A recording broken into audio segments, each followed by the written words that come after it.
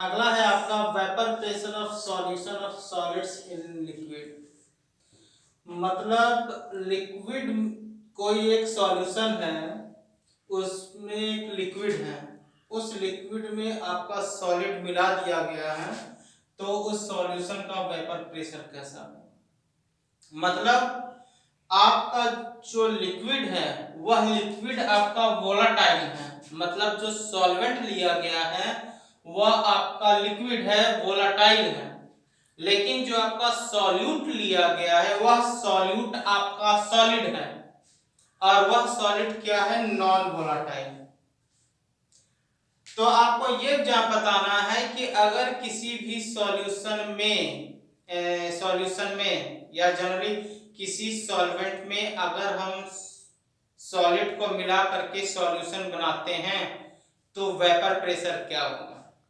जैसे हमने पानी में चीनी को मिला दिया, चीनी सॉलिड है, पानी लिक्विड है, तो सॉल्यूशन तो आपका बना, तो नॉन वोलाटाइल इसमें क्या हो जाएगा, चीनी, और पानी आपका क्या हो जाएगा, वोलाटाइल हो जाएगा।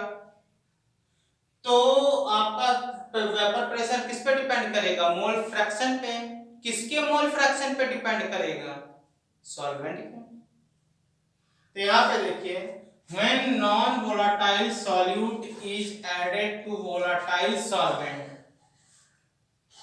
अगर कोई भी सॉल्यूट को हम वोलाटाइल सॉल्वेंट में डिसॉल्व कर देते हैं तो सॉल्वेंट का वेपर प्रेशर है वो डिक्रीज हो जाएगा। क्यों? क्योंकि surface area of liquid in pure state decrease. हमने पहले पानी लिया, पानी का सरफेस एरिया ज्यादा था, लेकिन जैसा ही हमने उसमें चीनी मिला दिया सरफेस एरिया क्या हो गया, घट गया। क्यों घटा?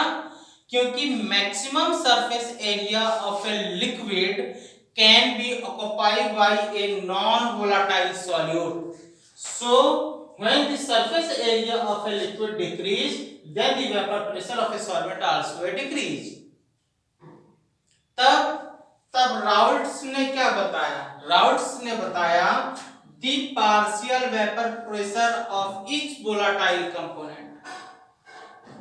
अगर आपने दो कंपोनेंट लिया है जिसमें एक सॉल्यूट है, एक आपका सॉल्वेंट है, और सॉल्यूट अगर नॉन वोलाटाइल है तो वोलाटाइल कंपोनेंट का जो पार्शियल प्रेशर है उस सॉल्यूशन में उसके मोल फ्रैक्शन के बराबर होगा।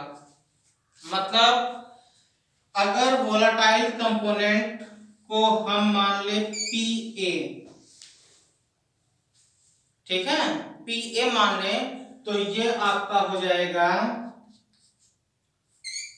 P नॉट ए का। अब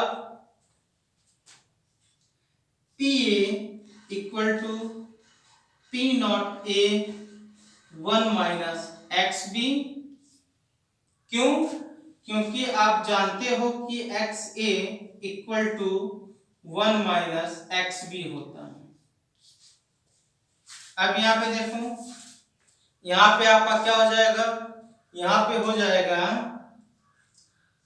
P A equal to P naught A minus P naught A X B. यही हुआ, यहां पे हो गया P naught A minus P naught A X B. अब आपका यहां पे क्या हो जाएगा, अब यहां पे हो जाएगा आपका P naught A X B,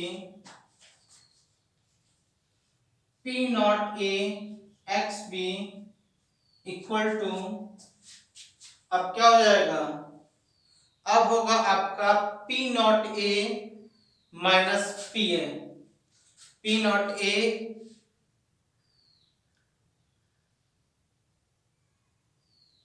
P naught A X B, P naught A P A equal to P naught A minus P naught A X B. इधर हो जाएगा आपका P naught A X B equal to, यहां हो जाएगा P naught A minus P ए। अब यहां पे आपका हो जाएगा एक्स वी, मोल फ्रैक्शन निकालना है। Mole fraction X V equal to, यह आपका हो जाएगा P naught A minus P A upon P naught A. ये आप सॉल्वेंट के वेपर प्रेशर का मोल फ्रैक्शन निकाल सकते हैं। सॉल्वेंट का कहने का मतलब जो सॉल्वेंट का मोल फ्रैक्शन सॉल्यूशन में प्रेजेंट है, इसको आप इस फॉर्मूले से निकाल सकते हैं। अब ध्यान देना, बट RLVP